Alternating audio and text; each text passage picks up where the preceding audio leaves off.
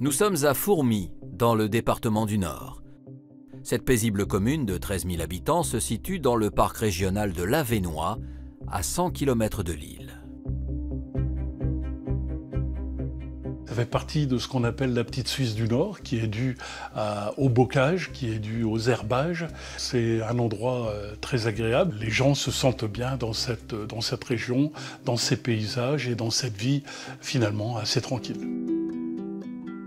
Un havre de paix auquel les habitants de la commune sont très attachés.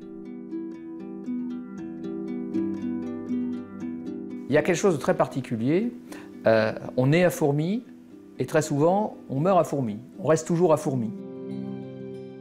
Pourtant, à l'été 2013, un drame va rompre la quiétude de cette petite ville sans histoire.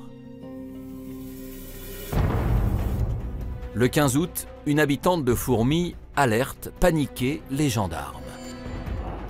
Elle a des informations concernant son amie Estelle, maman d'une petite fille de 3 ans. Ce qui s'est passé, c'est que Adeline, une des seules amies d'Estelle, a signalé la disparition aux gendarmes de Fourmies. Une disparition inquiétante suite à la réception d'un SMS de la part d'Estelle. Un message dans lequel elle va expliquer qu'elle a donné la mort à sa fille. Sans plus attendre, les gendarmes de Fourmies tentent de localiser Estelle et sa petite fille, Mandolina. C'est un message SMS. Ce message SMS est envoyé depuis son téléphone portable. À partir de ce moment-là, on peut borner son téléphone portable pour essayer de l'identifier. L'étude du bornage téléphonique révèle que le SMS a été envoyé depuis Lille. Sans plus attendre, les gendarmes de Fourmies alertent leurs homologues.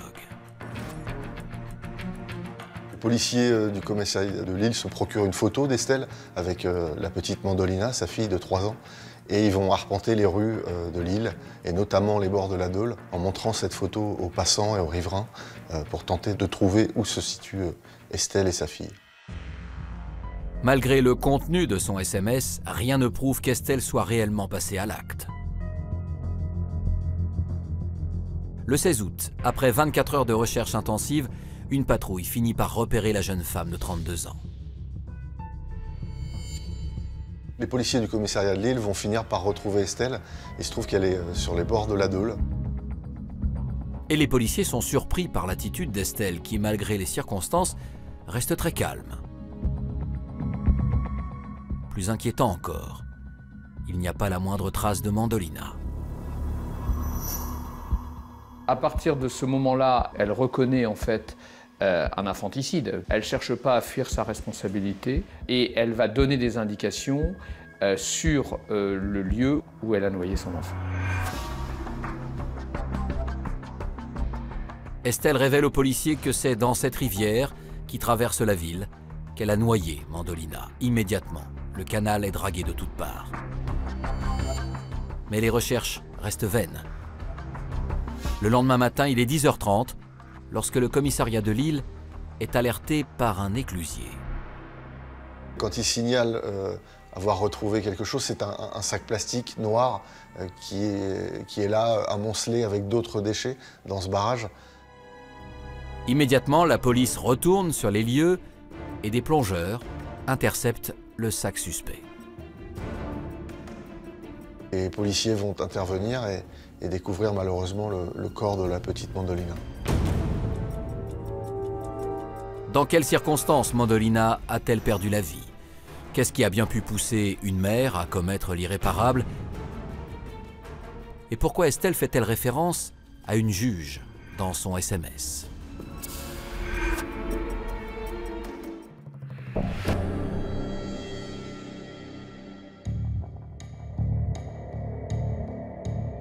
À Lille, le 18 août 2013, au lendemain de la découverte du corps de la petite Mandolina, le médecin légiste en charge de l'autopsie rend ses conclusions.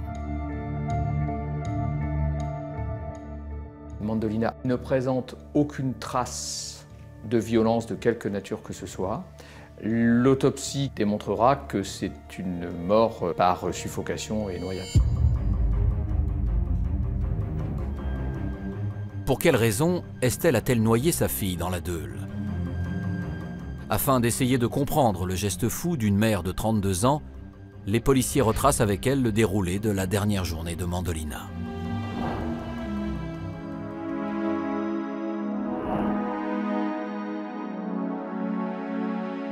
Ce 13 août 2013, après avoir passé la matinée ensemble dans leur appartement de Fourmies, mère et fille se rendent à la gare.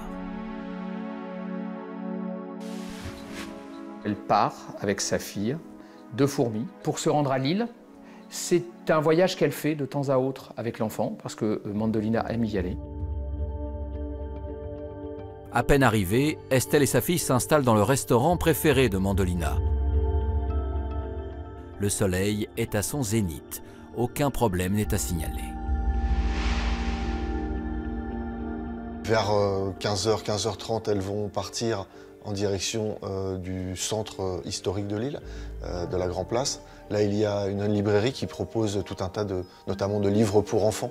La petite Mandolina adorait aller à cet endroit-là pour que sa maman lui lise des livres. Cette belle journée d'été semble idyllique pour Mandolina. Rien ne laisse présager le drame à venir. Toute la journée, en fait, elle va être avec sa fille, essayant de lui offrir tout ce qu'elle peut lui donner ce jour-là, d'attention, d'affection. Puis vers 18h, Estelle emmènera Mandolina dans un fast-food, tout près de là. Ensuite, elles prendront la direction du zoo, qui malheureusement se trouve fermé à cette heure-ci. Donc Estelle racontera qu'elle a fait jouer Mandolina sur une aire de jeu tout près du parc zoologique. Qui est un endroit très chouette, très agréable, que les enfants adorent, et qui est juste à côté d'un bras de la Deûle. Alors que la petite fille commence à fatiguer, la balade au bord de la rivière se poursuit jusque tard dans la soirée. À partir de 22h, elle va s'installer sur un banc au bord du canal. Il y a d'ailleurs un gardien du parc qui sera un peu étonné de voir cette femme avec cet enfant qui est là, mais sans plus, puisque les choses se passent bien. Bercée par le bruit de l'eau, Mandolina s'endort dans les bras de sa mère.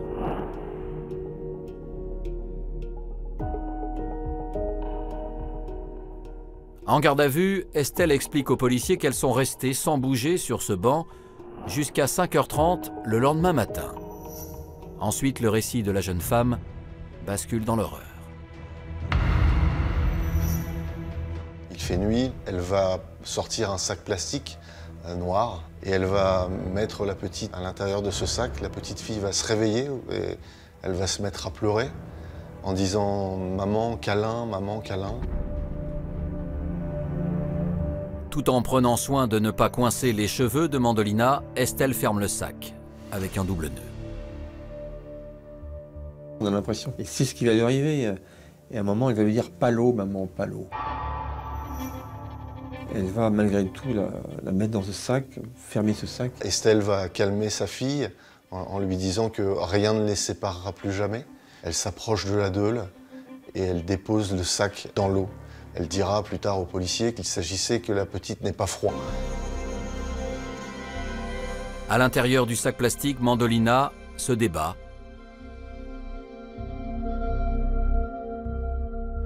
Puis au bout de quelques instants, plus rien. Le silence. Ces moments-là, si vous voulez, sont des moments qui sont absolument atroces parce que ce qu'il faut dire, c'est qu'elle raconte tout. À aucun moment, Estelle ne cache la moindre parole, le moindre détail qui l'accuse de manière dramatique. Estelle explique qu'elle est restée un moment immobile face au canal. C'est à cet instant qu'elle aurait pris conscience du geste qu'elle venait de commettre. Elle avait prévu de se suicider derrière, mais elle a prétexté une peur de l'eau, de cette eau noire, pour ne pas passer à l'acte. Elle est revenue à plusieurs reprises à cet endroit précis où elle avait été posée la petite Mandolina. Mais espérait-elle retrouver ce sac en plastique, l'ouvrir et revoir sa fille morte? Ça, elle n'a pas su le dire. Alors qu'Estelle est entendue en garde à vue, les policiers lillois sont à nouveau contactés par la gendarmerie de Fourmies. Ils viennent de recevoir 2 étranges courriers signés par la jeune femme en personne.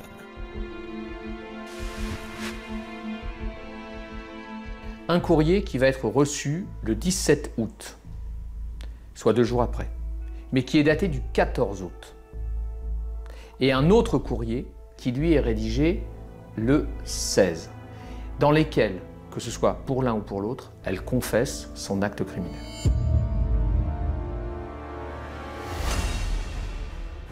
Pour quelle raison Estelle a-t-elle organisé avec minutie le meurtre de Mandolina et son suicide raté? Avait-elle peur de quelque chose ou de quelqu'un?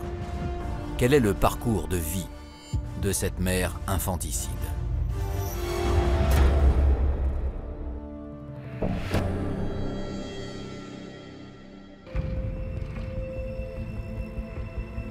Le 17 août 2013, au commissariat de Lille, après les révélations d'Estelle sur les circonstances de la mort de Mandolina, les enquêteurs, ainsi que Maître Demory, son avocat, tentent de comprendre quel est le profil de cette jeune mère. En garde à vue, j'ai déjà une image d'une jeune femme qui est en fait une femme-enfant, qui n'est pas très féminine, qui n'est pas très soignée, c'est pas sa manière d'être, elle n'est pas coquette. Depuis son plus jeune âge, Estelle affiche une personnalité solitaire et a toujours éprouvé des difficultés à se construire une vie sociale. Estelle, elle est née en 1981 à Aubernais. C'est la seconde d'une fratrie de 3, donc elle a une grande sœur et un petit frère. Elle décrit une enfance peut-être un peu chahutée, en tout cas géographiquement, parce que le père est général dans l'armée et au gré des affectations, il faut déménager. Et elle dit qu'elle regrette de ne jamais avoir eu le temps de se faire des amis. Au gré des déménagements, le niveau scolaire d'Estelle s'est peu à peu détérioré. Estelle au début est une enfant intelligente, brillante. Hein. Elle n'a aucun problème au primaire. Au collège, ça commence un petit peu à se dégrader. Et puis au lycée, là, ça va être carrément catastrophique, puisqu'elle ne parvient pas dans un premier temps à obtenir son bac. Elle aura besoin de passer par le CNED, donc des cours à distance, pour obtenir son bac S. Estelle s'oriente ensuite vers des études de musicologie, avec comme projet d'intégrer le monde des arts et du spectacle. Pour la première fois de sa vie, elle se sent vraiment à sa place. Peut-être parce que le regard des autres n'est pas le même dans le milieu artistique, peut-être parce qu'on accepte la différence aussi de manière plus facile, mais elle évolue mieux. Pour autant, ce n'est pas quelqu'un qui va avoir une vie sociale particulièrement développée. Alors qu'elle pensait avoir trouvé sa voie, Estelle ne parvient pas à décrocher son diplôme. C'est un immense échec pour la jeune femme, qui décide de se lancer dans le monde du travail sans beaucoup plus de réussite. L'aspect professionnel d'Estelle, en fait, il est presque vide. Elle a enchaîné quelques petits boulots. Mais en fait, on ne peut pas dire qu'elle travaille de manière régulière. Hein. Elle est dans l'échec parce qu'elle considère que d'avoir loupé son Master 2 de musicologie, c'est pour elle quelque chose de fondamental dont elle a beaucoup de mal à se remettre. En interrogeant ses proches, les enquêteurs découvrent qu'Estelle est une femme à fleur de peau, capable de coups de sang. Estelle, c'est une personnalité assez violente dans ses réactions, dans ses paroles. Notamment quand elle était petite fille, elle donnait des coups de pied dans les tibias de sa sœur, elle la griffait. On sait aussi qu'Estelle avait à plusieurs reprises giflé sa maman et tenté de gifler son papa également. Une violence qui traduit au final un profond mal-être. En grandissant, les démons intérieurs d'Estelle sont de plus en plus présents. Très perturbée psychologiquement, la jeune femme, alors âgée d'une vingtaine d'années, vit en marge de la société. Elle va avoir une période d'errance où elle va dans des squats. On la retrouvera à un moment donné à dormir dans un garage qui est délaissée. Elle va être repérée et elle va être placée au centre hospitalier de Montreuil-sur-Mer. Là, il y a une psychologue qui va la prendre en charge et qui va lui conseiller vivement de retourner chez ses parents pour reprendre goût à la vie et se remettre d'aplomb. La jeune femme écoute les conseils de l'expert et retourne vivre chez ses parents à quelques kilomètres de Fourmies. C'est à cette période qu'Estelle, alors âgée de 28 ans, tombe enceinte. Elle va faire toute sa grossesse toute seule et elle ne va en parler à personne. En 2009, alors qu'elle est enceinte, Estelle quitte une nouvelle fois le domicile familial. Ça va mal se passer avec sa maman. Elle n'accepte pas que sa mère la conseille, l'aide. Elle la trouve étouffante et elle décide de repartir. Et donc elle repart dans une période d'errance. Pendant près de 7 mois, les parents d'Estelle, très inquiets pour leur fille, tentent de la retrouver coûte que coûte. Et elle a fugué, elle a disparu. Son père l'a cherchée partout et on l'a retrouvée. Il a réussi à la faire hospitaliser à un moment donné. Elle s'est enfuie de cet hôpital et on l'a retrouvée sur une plage, brûlée par le soleil, parce qu'elle vivait quasiment sur la plage. Et là, elle va être hospitalisée dans un hôpital pendant quelques jours pour essayer de la soigner et qu'on arrive à la conseiller de revenir en réalité au domicile de ses parents. Au cours de sa garde à vue dans le commissariat de Lille, Estelle explique aux policiers que c'est finalement dans un foyer de Maubeuge qu'elle vivra, jusqu'à ce qu'elle accouche de sa fille Mandolina au mois de septembre 2010. Mais l'audition de la jeune femme tourne court. Le 17 août 2014, 24 heures après son arrestation, Estelle est transférée d'urgence vers un service psychiatrique.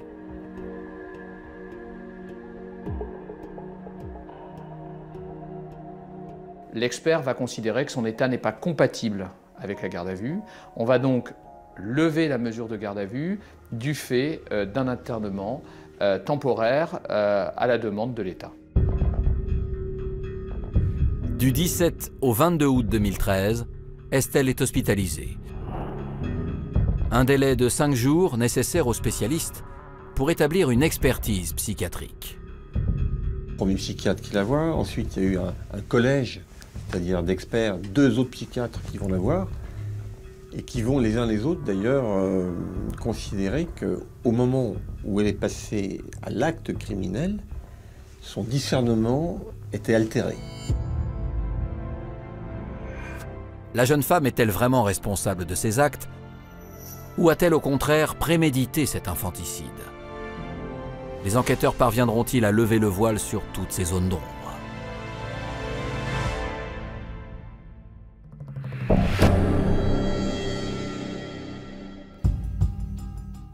À Lille, 5 jours après le drame, les enquêteurs essaient de déterminer à quoi pouvait ressembler le quotidien d'Estelle et de sa fille. Très vite, ils réalisent que la petite Mandolina a grandi sans aucune présence paternelle. Estelle a dit qu'elle avait été violée, que cet enfant était né d'un viol. Or, l'on découvre, au fur et à mesure de l'instruction et de l'enquête, qu'en fait, elle avait eu une relation amoureuse. Estelle a voulu en fait cette petite fille, mais ce qu'elle ne voulait pas, c'était du père. Elle ne voulait pas d'une vie de couple normale. Elle voulait simplement un géniteur. Donc elle s'est mise en quête de ce géniteur sur un site internet de rencontres. C'est alors qu'elle fait la rencontre, au cours de l'été 2009, d'un homme que nous prénommerons Stéphane. Ils habitent à proximité de Fourmies et partagent avec Estelle une passion commune pour la musique. Le couple se fréquente un moment, mais très vite, la jeune femme commence à se montrer violente avec lui. Ce jeune homme est handicapé, sous tutelle, donc c'est un jeune homme un peu fragile, un peu faible, sur lequel elle va prendre tout de suite l'ascendant. Notamment, elle va l'inviter une fois pour Noël chez ses parents. Et là, son père va être obligé d'intervenir parce qu'Estelle est en train de frapper ce jeune homme dans la chambre. Leur relation prend fin et Estelle n'informe pas Stéphane qu'elle est enceinte. Il n'aura jamais eu l'occasion de rencontrer ni de connaître sa fille Mandolina. Une enfant qui, selon tous les témoignages, était très attachante. C'était une enfant mignonne, hein, c'était une petite, les cheveux châtain clair, un petit peu bouclés, les yeux verts, souriante, une gamine facile à vivre.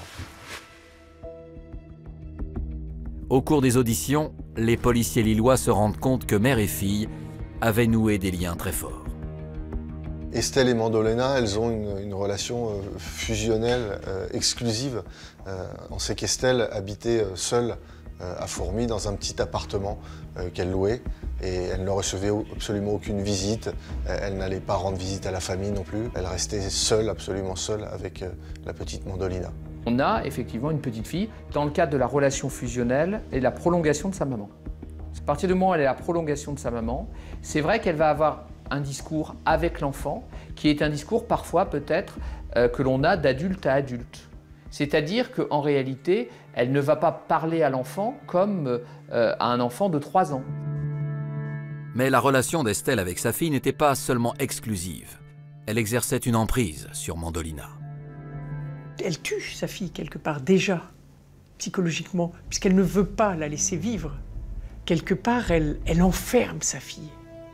Elle enferme sa fille dans ce qu'elle veut qu'elle soit. Sa réalité, c'était, il y a moi et il y a mon enfant. Et donc, cette bulle va être très forte. Et on comprend que si quelqu'un vient perturber cette bulle, il peut y avoir une déstabilisation. Le seul lien de Mandolina avec le monde extérieur, c'est la crèche. Mais là encore, sa mère ne supporte pas qu'une autre personne qu'elle porte de l'attention à sa fille. Et lorsque les personnes qui travaillent dans la crèche étaient trop affectueuses avec cette petite et que Estelle se rendait compte, elle était furieuse. Elle voit les conseils comme une agression directe. Il fallait que Mandolina n'aime qu'Estelle. Pour quelle raison une mère qui ne semblait vivre que pour sa fille l'aurait-elle tuée? Ce drame aurait-il pu être évité? Et que va révéler la suite de l'enquête?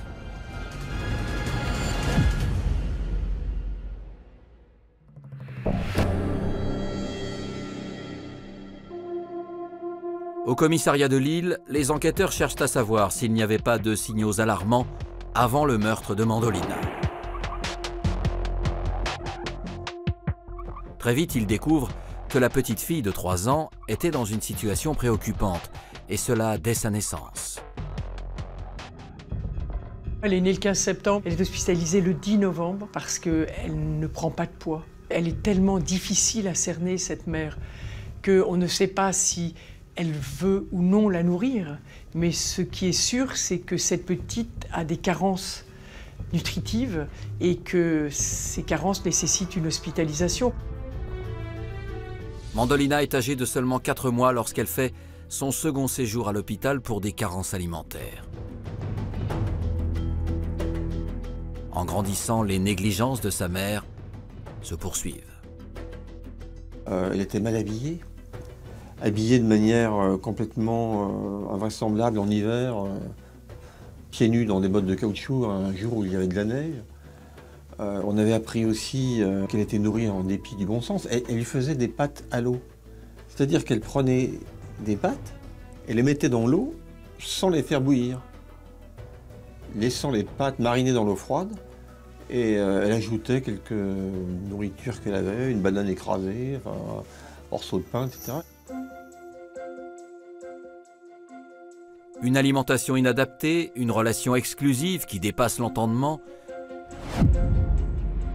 Lorsque la petite fille entre à la crèche, Estelle refuse que les puéricultrices subviennent à ses besoins. Elle ne souhaitait pas qu'on donne le goûter à la petite Mandolina parce qu'elle prétextait en fait ne pas avoir les moyens de lui payer ce goûter.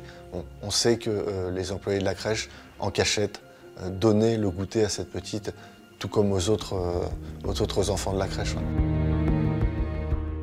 Plus inquiétant encore, Mandolina serait victime des accès de colère et des violences de sa mère. Un jour, Estelle vient rechercher Mandolina à la crèche. Mandolina s'amuse, elle est bien avec des enfants de son âge, avec des jouets, et elle ne se précipite pas vers sa mère pour l'embrasser tout de suite, ça la met en rage.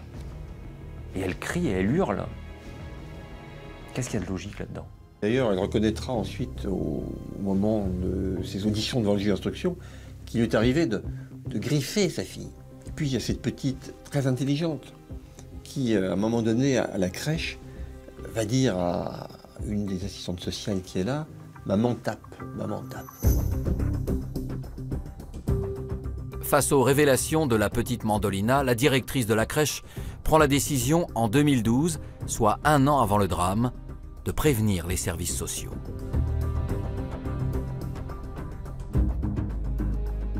Ils ont envoyé une assistante sociale à plusieurs reprises, donc visiter chez Estelle à Fourmies.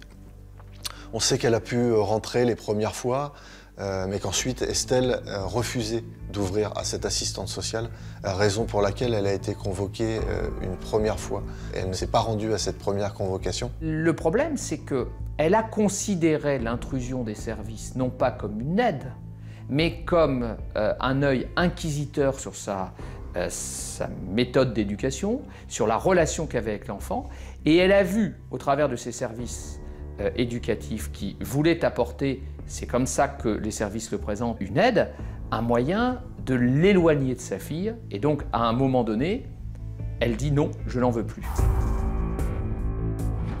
Alors que les services sociaux ne sont pas en mesure de protéger Mandolina de sa mère, les parents d'Estelle décident à leur tour d'intervenir. À plusieurs reprises, ils ont cherché à l'aider. Il y a notamment cette histoire où ils lui proposent la somme de 12 000 € pour qu'elle puisse subvenir à ses besoins. Et ces 12 000 € auraient dû être une aubaine pour l'enfant, et la mère refuse. Non, je veux m'en sortir toute seule. Et c'est le malheur de Mandolina, ça, finalement. Le 29 mai 2013, soit 2 mois et demi avant le meurtre de Mandolina, une juge pour enfants se saisit du dossier. L'avenir de la petite fille auprès de sa mère est remis en question.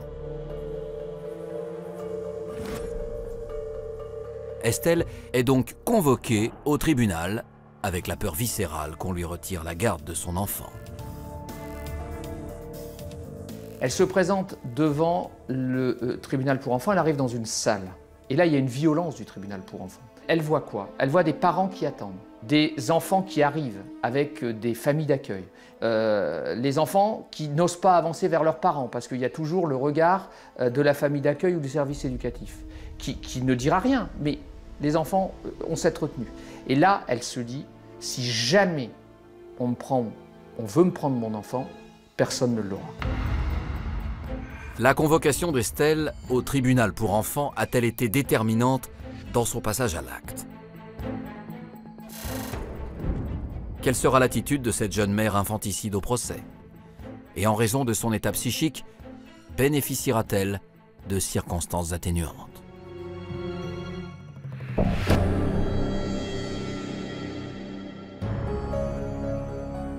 Le 29 octobre 2015, plus de 2 ans après les faits, le procès d'Estelle s'ouvre devant la cour d'assises de Douai, dans le département du Nord.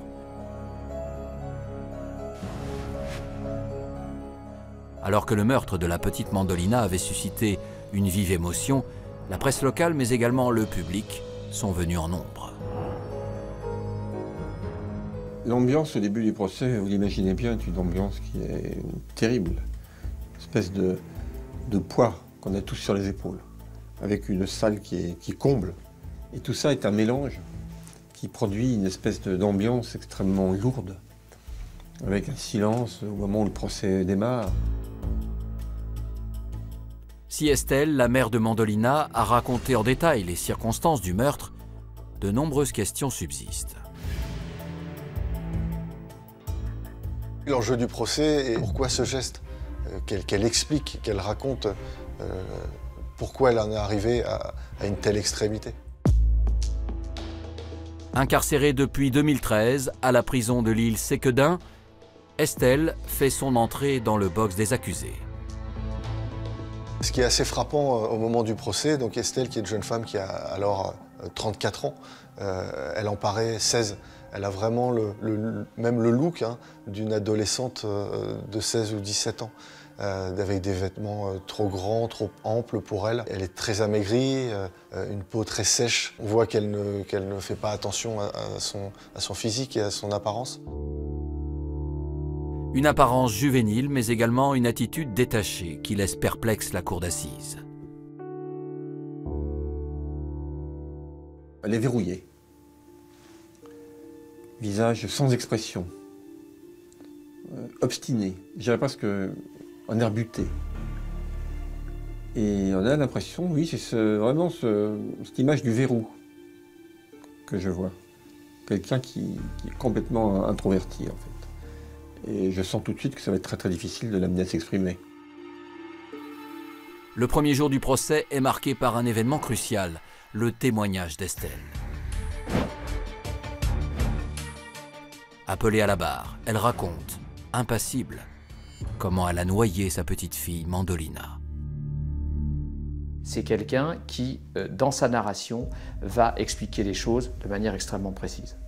Mais quand vous avez un caractère qui fait que vous n'avez aucune expression de sentiment extérieur, que vous avez un acte qui est extrêmement grave et que vous expliquez votre acte avec une précision chirurgicale, très rapidement, on considère que vous avez une froideur absolue et que la froideur absolue, c'est l'absence d'humanité.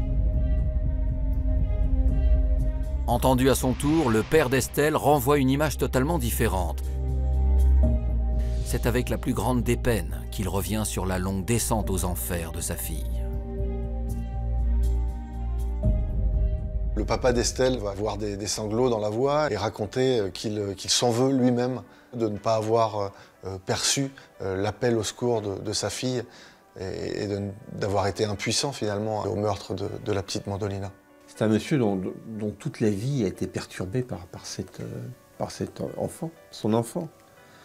Et quand on voit les lourdes responsabilités qui étaient les siennes, on imagine le calvaire qui a été le sien et son émotion est palpable à l'audience. Il y a eu un moment donné où il va quitter la salle, brisé vraiment, véritablement, par l'émotion d'un état de malheur absolu. C'est vraiment l'image d'un père qui voit sa fille sur les chemins de la perdition. Si le père d'Estelle n'est pas parvenu à aider sa fille et surtout à sauver sa petite fille Mandolina, pour la partie civile, c'est le système tout entier qui est responsable. Ce drame aurait dû être évité.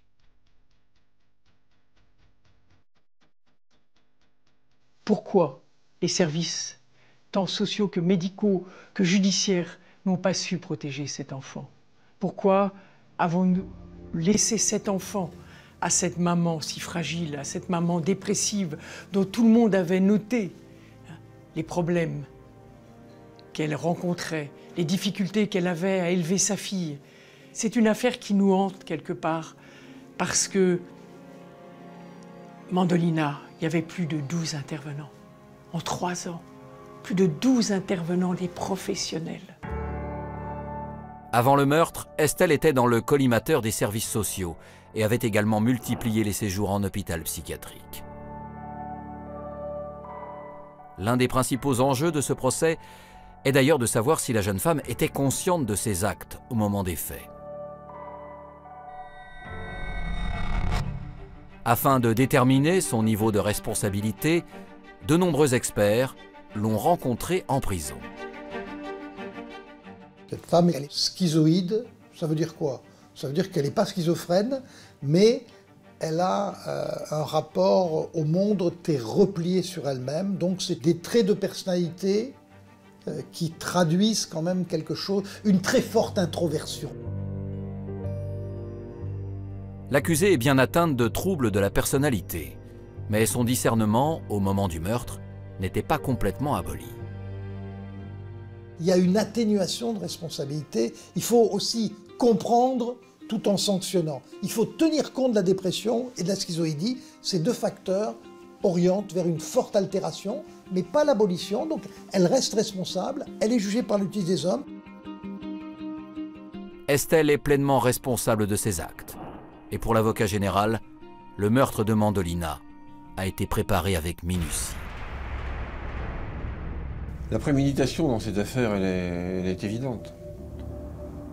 C'est une circonstance de l'affaire dont on a parlé, parce que lorsqu'elle achète le sac de poubelle de 150 litres, elle explique pourquoi elle l'a acheté 2 jours avant. Elle vient avec, et ensuite tout est orchestré dans les journées jusqu'à ce moment ultime. Elle sait déjà ce qu'elle va faire. Elle sait déjà le sac plastique, elle sait déjà Mandolina enfermée, Mandolina posée sur l'eau. Le 4 novembre 2015, après une semaine d'audience éprouvante, le dernier acte du procès s'ouvre. L'avocat général demande 15 ans dans ses réquisitoires. Il va être suivi par la cour d'assises de Douai. Et donc Estelle va être condamnée à 15 ans de réclusion criminelle avec injonction de soins. Et si elle ne le suit pas, elle peut être condamnée à une peine qui est fixée également par la cour d'assises dans l'injonction de soins à 2 ou 3 ou 4 ans d'emprisonnement supplémentaire. Alors qu'Estelle encourait la prison à perpétuité pour le meurtre de Mandolina, sa peine a été réduite en raison de ses troubles de la personnalité. La jeune femme n'a pas fait appel, elle est toujours incarcérée à la prison de Lille-Séquedin.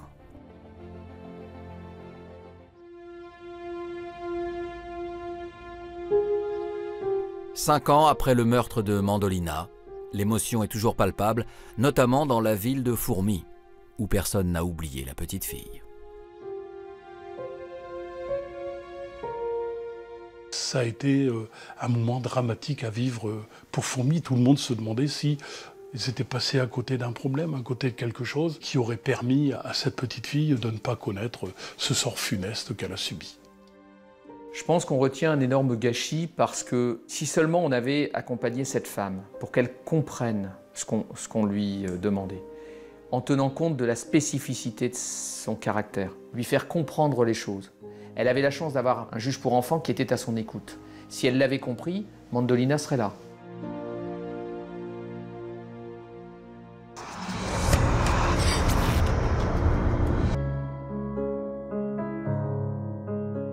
Nous sommes à Gergy, située dans le département de la Saône-et-Loire. Cette commune, à taille humaine, est réputée pour sa grande tranquillité. C'est un village à une dizaine de kilomètres de Chalon-sur-Saône, en amont, au bord, tout près de la Saône. Et c'est un village rural avec quelques commerces, 1200 habitants. Un village qui est très lié à la ville de Chalon qui fait une cinquantaine de milliers d'habitants. Mais en ce 1er novembre 2013, Brigitte, 48 ans, est inquiète. Depuis plusieurs heures, sa fille Céline ne répond pas à ses appels. Ce n'est finalement qu'en fin de journée, après une nouvelle tentative, que la jeune femme de 29 ans finit par décrocher. Et elle tombe sur sa fille avec une voix vaseuse, comateuse. Enfin, elle répond mal. Et au cours de la conversation, Céline dit que ses enfants sont couchés. Brigitte a un mauvais pressentiment et se rend sans plus attendre à Gergy, au domicile de sa fille.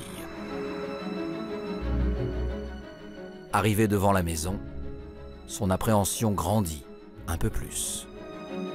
En fait, tout était éteint, alors qu'il n'était pas encore l'heure habituellement que tout le monde soit au lit. À plusieurs reprises, Brigitte sonne, mais personne ne vient lui ouvrir. Elle possède un double des clés et décide d'entrer au plus vite dans la maison. Elle trouve sa fille sur le canapé, allongée, elle a vomi. Elle est dans un état comateux, complètement groggy, pas inconsciente, mais pas loin, quoi. À ses côtés, Brigitte remarque une bouteille d'alcool ainsi que des médicaments. Complètement paniquée, elle se précipite vers la chambre de ses 3 petits-fils. Et assez vite, elle va voir les enfants qui sont tous couchés dans leur lit, bordés, mais tous décédés.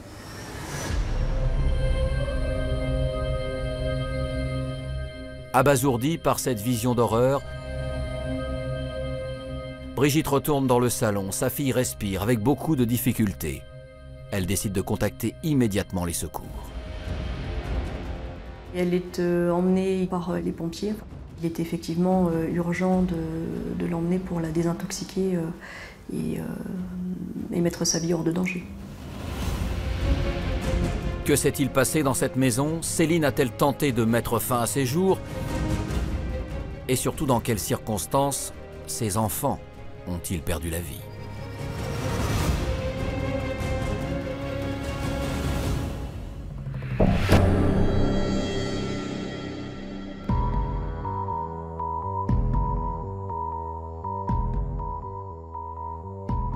Le 2 novembre 2013, le lendemain de cette funeste découverte, l'annonce du drame s'est déjà répandue aux 4 coins de la région. La petite commune de Gergy se retrouve sous les feux des projecteurs et les gendarmes de Saint-Martin-en-Bresse, ainsi que les journalistes locaux, prennent possession du quartier où réside Céline. C'était une maman qui était réservée, qui ne parlait pas beaucoup devant les écoles. Moi, je suis amenée à lui avoir parlé et elle était très gentille. On voyait que je pense qu'elle est sûrement un mal-être en elle, parce qu'elle ne parlait pas beaucoup, mais très douce avec ses enfants. Si l'enquête de voisinage des gendarmes n'apporte rien de plus, le témoignage de Brigitte, la mère de Céline, s'avère capital. La mère va révéler aux policiers ce que l'a appris de la bouche de sa fille, c'est-à-dire que la vie était devenue tellement insupportable pour elle qu'elle avait projeté de tuer ses enfants et de se suicider ensuite. Comment cette mère de famille, en apparence sans histoire, a-t-elle pu commettre un triple infanticide? Pour l'heure, les gendarmes ne peuvent pas auditionner Céline car elle est toujours hospitalisée. Ils comptent sur le rapport du médecin légiste pour en apprendre davantage sur les circonstances de ce drame. Les résultats de l'autopsie confirment peut-être les premières impressions en fait, du légiste sur place, qui est une mort par asphyxie des 3 enfants, avec en plus pour le plus âgé une absorption importante de médicaments et notamment de Valium. Le 20 novembre 2013, soit 19 jours après les meurtres de ses enfants, Céline est directement entendue par le juge d'instruction de Chalon-sur-Saône.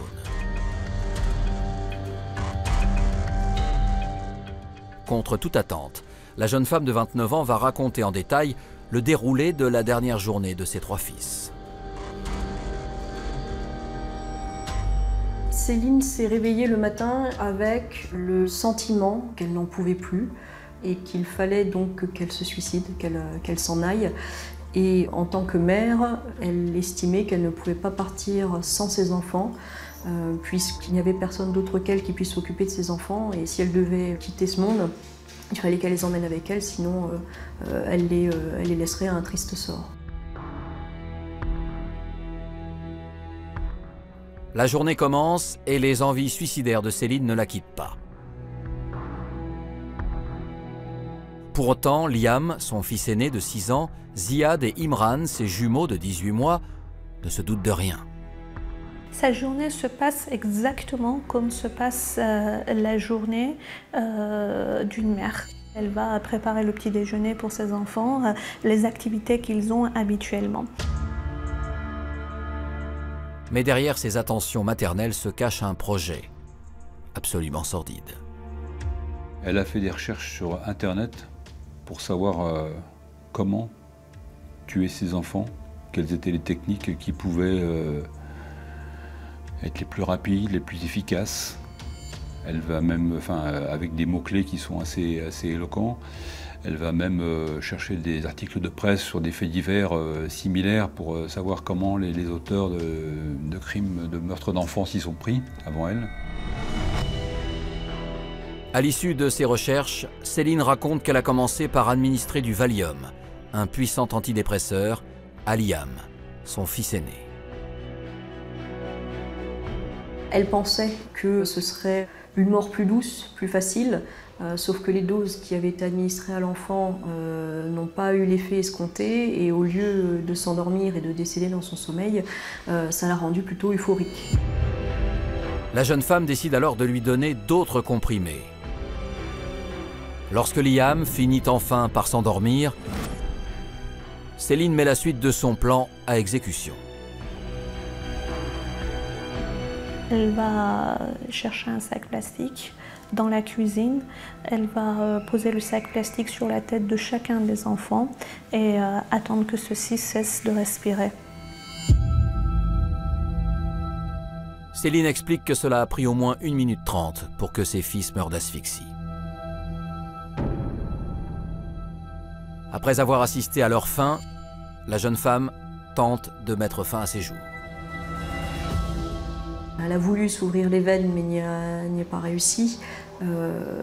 Et finalement, elle a essayé également de se suicider avec le sachet plastique sur la tête, mais le réflexe de survie a fait qu'à chaque fois qu'elle commençait à suffoquer, elle l'a retiré. Donc elle s'est finalement tournée vers l'absorption d'alcool et de médicaments. C'est à ce moment que Brigitte, la mère de Céline, est arrivée, juste à temps pour sauver la vie de sa fille et faire échouer la fin de son plan macabre. Qui est vraiment cette femme, capable de tuer de sang-froid ses 3 enfants? Qu'est-ce qui a bien pu pousser Céline à commettre l'irréparable? Depuis quand était-elle habitée par des pensées meurtrières?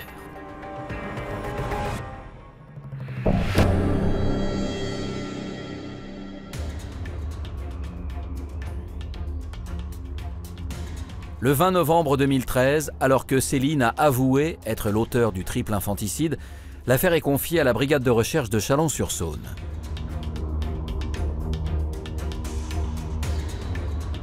Les enquêteurs de la gendarmerie tentent de comprendre dans quel contexte familial ont eu lieu les meurtres. C'était des enfants qui étaient pleins de vie, qui aimaient leur maman, dont elle s'occupait très bien. Tous les témoignages du pédiatre, de l'institutrice de Liam, de la halte garderie disent que c'était une mère tout à fait attentive. Les enfants étaient bien habillés, avaient un comportement social normal. Avant ce terrible jour du 1er novembre 2013, la famille n'avait jamais fait parler d'elle. Céline élevait seule ses 3 enfants et faisait tout son possible pour assurer leur bonheur et leur équilibre. C'est une femme, vous savez, qui allait jusqu'à prévoir un emploi du temps dans lequel elle marquait le temps qu'elle consacrait à chacun de ses enfants pour s'assurer qu'elle ne consacrera pas davantage de temps à un enfant plutôt qu'à un autre. Que ce soit pour l'alimentation, que ce soit pour l'éducation, que ce soit pour les loisirs, que ce soit les rendez-vous nombreux chez les pédiatres, elle a été au service de ses enfants à partir du moment où ils sont nés et jusqu'à leur dernier souffle. Les gendarmes décident ensuite d'explorer le passé de cette mère infanticide. Née en 1984, dans la région de Chalon-sur-Saône, Céline a vécu très jeune un drame familial. C'est une jeune femme qui a la particularité de ne pas avoir eu de père, puisque son géniteur est parti, je crois, avant qu'elle naisse. Et puis donc elle a eu une enfance, à part ça, assez normale, enfin une scolarité normale. Elle est allée jusqu'au bac, elle a passé un bac STT à Chalon. À cette époque, Céline est décrite comme une jeune femme pleine de vie et dynamique, prête à tout pour s'en sortir financièrement.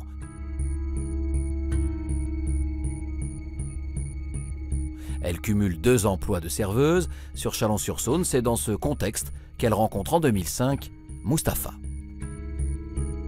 On avait chacun, de notre côté, une attirance et puis je pense aussi un peu de sentiment quand même. Parce que sinon je ne serais pas resté... Je ne serais pas resté très très longtemps, quoi. C'était une vie de couple comme n'importe quelle couple, quoi, je veux dire, mais quand même assez libre. Au bout de quelques mois seulement de fréquentation, Céline tombe enceinte et décide de garder l'enfant.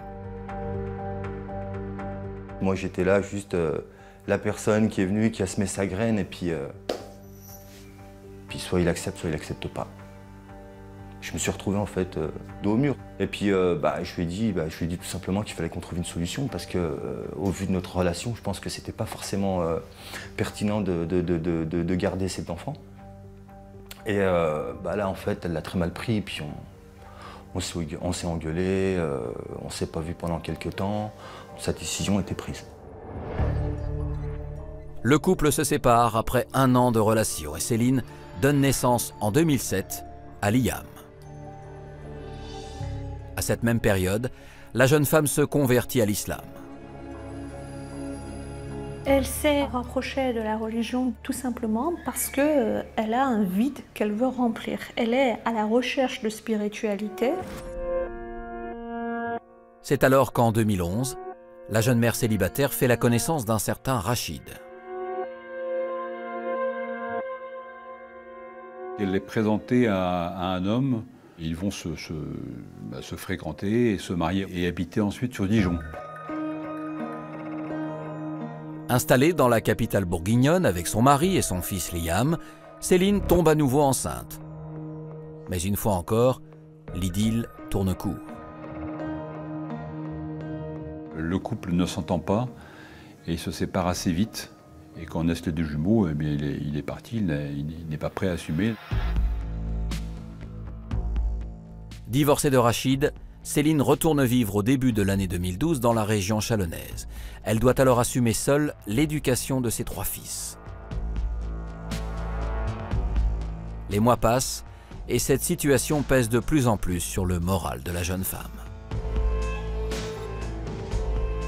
Quand on est une jeune femme de 29 ans, en tout cas à l'époque des faits, et qu'on a 3 enfants en bas âge, c'est difficile d'être toute seule à domicile, puisque au moins à l'époque des faits, elle n'a pas de concubin. Donc elle est seule à s'occuper de ses enfants, un peu aidée par sa mère qui n'habite pas loin. Mais c'est difficile et ça contribue probablement au contexte dépressif qui va arriver assez vite dans l'éducation de ses enfants. Totalement dépassée par son rôle de mère célibataire, Céline s'isole peu à peu.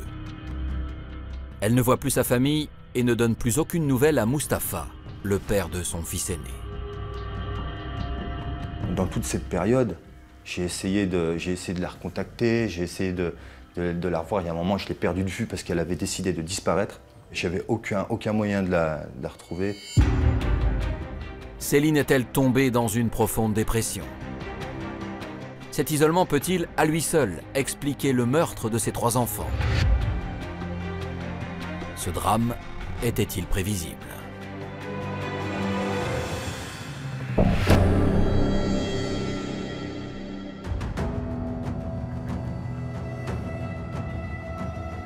À Chalon-sur-Saône, la brigade de recherche tente de déterminer si l'instabilité psychologique de Céline ne l'aurait pas poussée à commettre ce triple meurtre.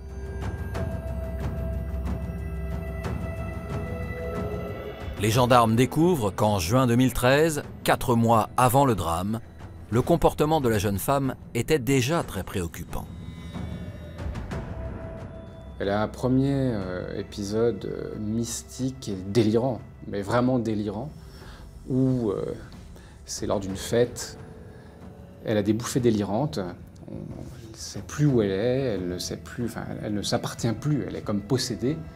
Elle a ce que les psychiatres appellent vraiment une bouffée délirante. Céline est dans un état second et ses amis décident de la raccompagner chez elle avec ses enfants.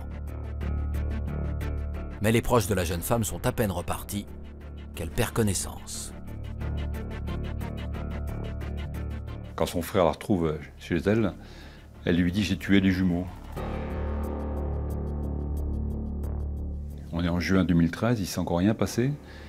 Et le frère constate vite que c'est pas vrai, mais il constate aussi qu'il y a un problème pour proférer une telle affirmation si grave. Alors que les propos de Céline sont complètement délirants, son frère, très inquiet, contacte sans plus attendre les pompiers de Chalon-sur-Saône. Céline a fait un premier passage en hôpital psychiatrique du fait de cet épisode psychotique pour la mettre sous traitement et essayer de comprendre ce qui lui était arrivé, ce qui a entraîné le placement des enfants dans des familles différentes, puisque Liam est allé à un endroit et les jumeaux ont été placés dans un autre foyer. Pendant 2 semaines, Céline se repose et suit un traitement médicamenteux. À l'issue de ce séjour à l'hôpital, la jeune femme semble aller mieux et renoue avec sa famille. Très rapidement, il y aura une audience et les enfants vont être restitués à leur maman parce qu'elle-même bénéficie désormais de l'aide de sa propre mère. La mère de Céline décide de l'aider en lui disant « Ma maison est libre à Gergy, tu peux aller l'habiter, tu seras plus à l'aise avec les enfants. » Donc 4 mois avant les faits, Céline part habiter à Gergy. On est donc en début d'année scolaire. Donc ça se goupille assez bien pour les enfants, pour l'halte garderie, pour l'école. À Gergy, dans la maison de sa mère, Céline se refait une santé et passe des moments privilégiés avec ses 3 enfants. Et à un moment, elle va mieux. Elle va mieux grâce au traitement que les psychiatres lui ont donné, parce qu'elle a vraiment une pathologie. Ce traitement fonctionne bien, petit à petit elle reprend pied, elle revoit sa famille et elle se dit, comme toute mère divorcée ou séparée, que ce serait bien que ses enfants voient de nouveau leur père, reprennent des relations. Et là, elle reprend contact avec moi, puis elle m'explique en fait tout ce qui s'est passé. Elle m'explique qu'elle a été internée. C'est là que je lui dis que je voulais revoir Liam, puis que si je pouvais apporter quoi que ce soit, si je pouvais faire quoi que ce soit, j'étais là.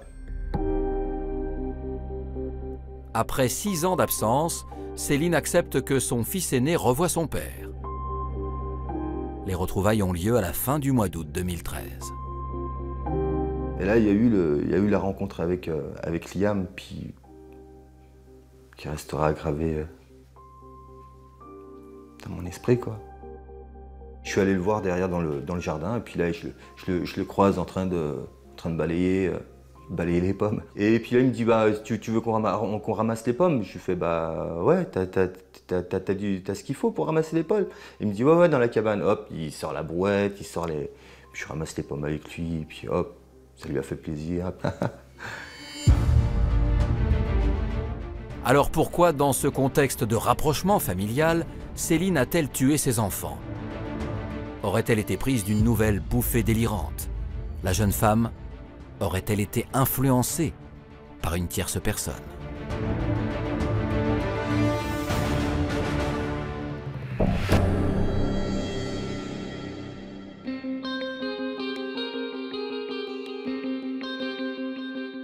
Fin novembre 2013, à la brigade de recherche de Chalon-sur-Saône, les gendarmes reçoivent une information capitale d'une amie de Céline.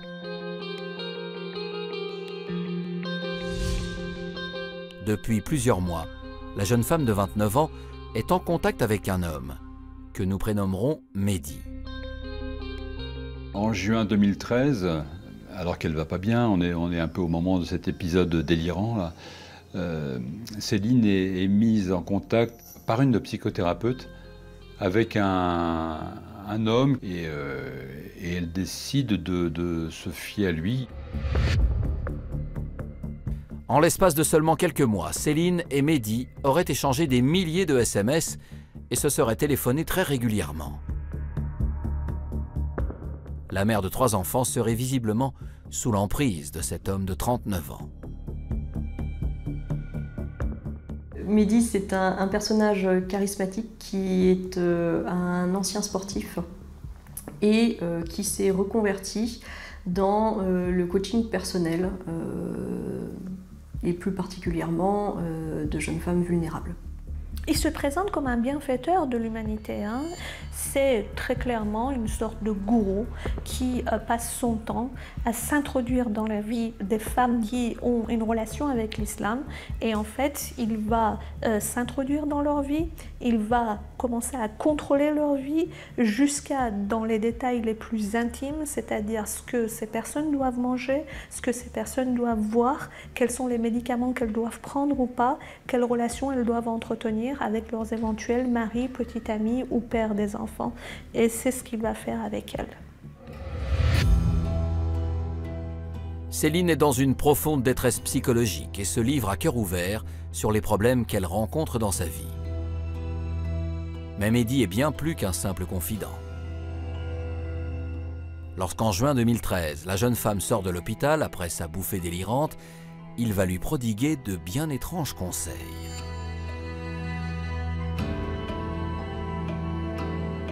Céline lui disait qu'elle ne se sentait pas bien, qu'elle entendait encore des voix et qu'elle avait toujours des difficultés. Et il lui a donc conseillé d'arrêter le traitement qu'elle avait pour sa dépression, en mettant en avant que ce traitement était l'origine en fait de son mal-être et qu'à partir du moment où elle l'arrêterait, elle se sentirait beaucoup mieux. Céline aurait suivi ses recommandations. Et ce n'est pas tout.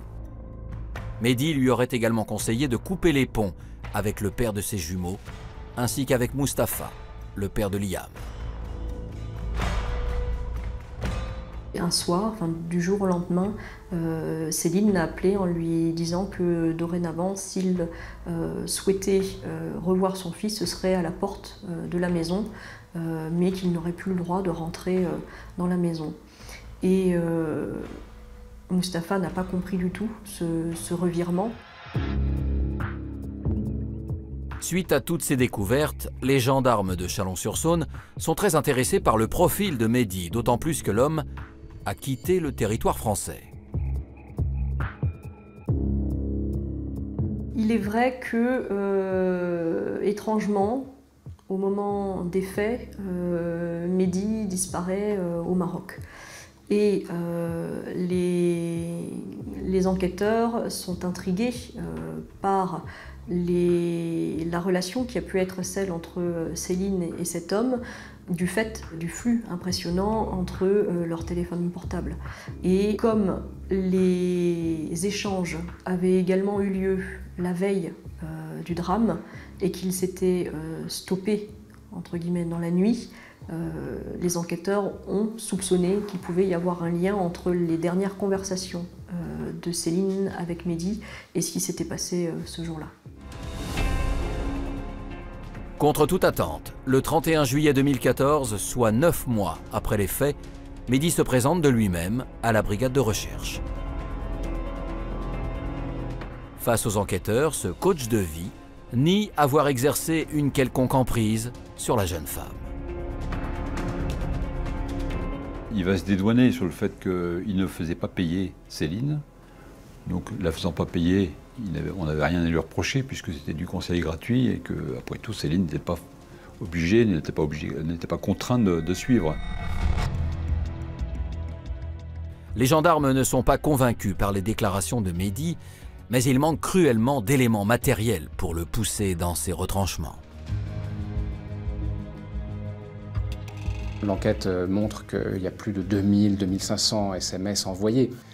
Mais tout a été effacé. Tout a été effacé, intégralement. On n'a rien retrouvé. Le contenu des messages a été effacé d'une manière assez pointue, puisqu'un expert informatique mandaté par le juge d'instruction n'est lui-même pas parvenu à récupérer les données. Interrogé sur les raisons qui l'ont poussé à effacer tous ces messages, Mehdi ne se démonte pas, bien au contraire. Sa justification, c'est le fait que c'était confidentiel et que personne n'avait à le connaître. Et pour que ça reste confidentiel, il fallait effacer cette conversation. Ce qu'il a fait. Finalement, Mehdi ressortira libre de la gendarmerie. L'enquête n'a pas permis d'établir de charges suffisantes à l'encontre de Mehdi dans ne serait-ce que la provocation au suicide ou la complicité de meurtre sur les enfants par fourniture d'instructions. Donc effectivement, malheureusement, les magistrats ont dû abandonner toute idée de poursuite. Céline devra donc répondre seule du meurtre de ses enfants devant la cour d'assises de Chalon-sur-Saône.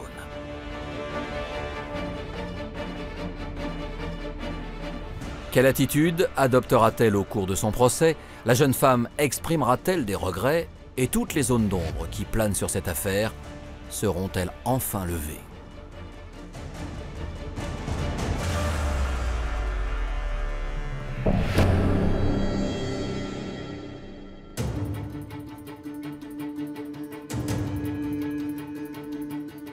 Le 23 novembre 2015, au tribunal de grande instance de Chalon-sur-Saône, s'ouvre le procès de Céline.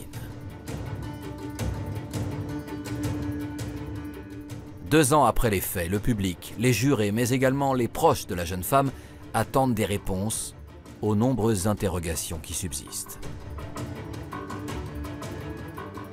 Tout d'abord, j'arrive, moi je veux comprendre. Parce que je ne comprends rien. Parce que je suis au courant de pratiquement rien du tout. Je sais qu'il y a eu ce triple infanticide comme tout le monde, mais je suis vraiment dans une impasse et j'ai envie de m'en sortir. Voilà, il faut absolument répondre à mes questions. La salle d'audience est comble lorsque Céline, 31 ans, fait son entrée dans le box des accusés.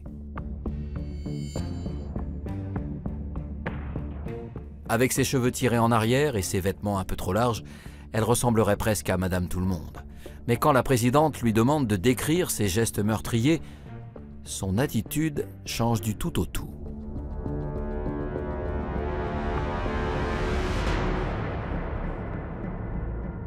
Lorsqu'elle se met à hurler « Mes enfants !», elle hurle dans le prétoire, elle se jette à terre, face contre terre, et elle hurle, elle hurle, elle hurle. La salle est pétrifiée, tout le monde a les larmes aux yeux dans la salle.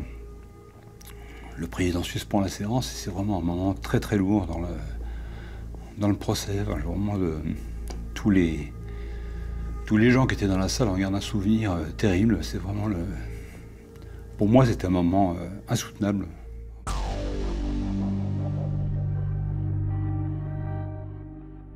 Mustapha, le père de Liam, est tellement bouleversé par le témoignage de Céline qu'il prend la décision de ne plus être un simple témoin dans cette affaire, mais de se constituer partie civile. Il a donc désormais accès à l'ensemble du dossier. C'est tout ce que vous apprenez que vous ne savez pas, quoi. C'est tous les détails qu'on vous montre, les objets, les pièces. Et c'est là qu'on commence à s'imaginer comment ça a pu être, quoi, quand au fur et à mesure de tous ces témoignages, surtout le sien. Bah, vous vous plongez dans l'horreur. Alors que Céline a un lourd passé psychiatrique, l'un des principaux enjeux de ce procès est de savoir si la jeune femme était consciente de ses actes au moment des meurtres. Appelés à la barre, les experts sont formels.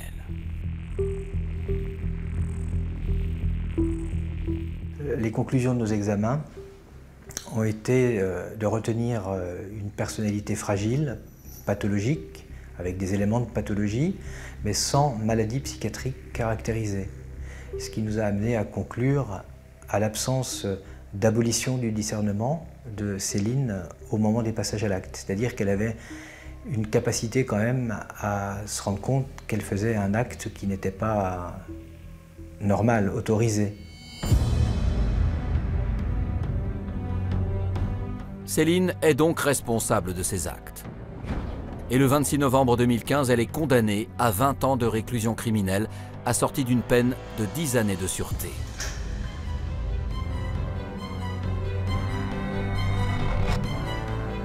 Après le verdict et contre l'avis de son premier avocat, la jeune femme décide de faire appel. Le procès en appel a été une douloureuse surprise et il a été ma lourde tâche de téléphoner au père et de leur annoncer qu'ils allaient devoir repasser cette épreuve encore une fois. Et ça a été assez pénible pour eux, effectivement. Si Céline n'a jamais nié être l'auteur du triple infanticide, elle a le sentiment d'avoir mal exposé les faits lors du premier procès. Elle est sous l'emprise des médicaments qu'elle doit prendre justement pour traiter sa maladie. En conséquence de quoi, elle n'arrive pas à s'expliquer correctement pendant la première audience. Elle n'arrive pas à expliquer quelles sont les raisons du passage à l'acte, comment est-ce qu'elle a analysé ça et comment elle fait pour vivre avec ce deuil-là également. Le 14 février 2017, soit 1 an et demi après la première audience, Céline, accompagnée de ses nouveaux avocats, se présente devant la cour d'appel de Dijon, avec la ferme intention de montrer d'elle une autre image. Nous avons trouvé une Céline qui avait changé. Et on avait face à nous quelqu'un de beaucoup plus calme, de beaucoup plus lucide, de plus réfléchi. Céline adopte une attitude plus sereine ainsi qu'une nouvelle ligne de défense. La stratégie des avocats, le duo d'avocats, était de charger notamment le gourou, s'inquiétant de « mais pourquoi ce garçon n'est pas dans le box ?» Il ne pouvait pas être prouvé juridiquement, évidemment, que le gourou avait armé la main de l'accusé. Interrogé en qualité de témoin par la présidente de la cour d'appel, Mehdi va dans un premier temps tenter de mener les débats. En vain. Il va ensuite se perdre dans des explications qui n'ont ni queue ni tête et qui ne convaincront personne. Il va ne plus savoir quoi répondre et il va être pris à partie, interrogé en réalité par l'ensemble des acteurs de la cour d'assises. Mehdi ressort libre de la cour d'appel de Dijon. Céline, quant à elle, voit sa peine allégée à l'issue de l'audience. À Châlons, elle avait pris 20 ans de réclusion avec une peine de sûreté. Et les jurés dijonnais ont légèrement baissé la peine, 19 ans, mais sans peine de sûreté. Ce qui fait qu'elle peut être aménageable, elle va pouvoir bénéficier de sorties anticipées.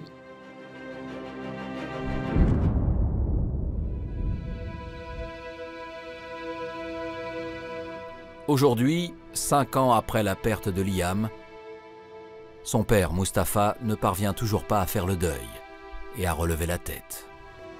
Oui, je vis encore dans la culpabilité parce qu'on n'échappe pas à cette culpabilité. Hein. Même si c'est pas nous qui avons commis cet acte, hein. On se sent coupable jusqu'au bout. De toute manière, ça va me rester toute ma vie, je le sais. Mais c'est vrai que j'ai énormément de mal, quoi. Mais j'arrive plus à me reconstruire. C'est un peu chaotique, quoi. Ça, c'est une réalité. Ça fait depuis sa naissance que ça va pas. Et au moment où j'aurais pu justement me libérer et puis reprendre le dessus, eh ben, elle me l'a enlevé. Puis voilà, c'est tout. Parce qu'elle avait aucune raison de faire ce qu'elle a fait. Céline, la mère infanticide, purge sa peine. Et aussi terrible que soit son crime, peut-être pourra-t-elle un jour aspirer à une autre vie. Elle pourra sortir, elle pourra avoir une vie autre derrière. Et ce qui est très très très intéressant, c'est que tous les psychiatres, tous, ont expliqué qu'elle pourrait de nouveau avoir des enfants et qu'elle pourrait être une excellente mère. Ça, c'est intéressant, parce que ça laisse un espoir, finalement. Ce genre d'histoire épouvantable où 3 enfants sont morts dans des conditions horribles. Finalement, elle est punie, mais elle reste dans la communauté des hommes et elle peut avoir un espoir.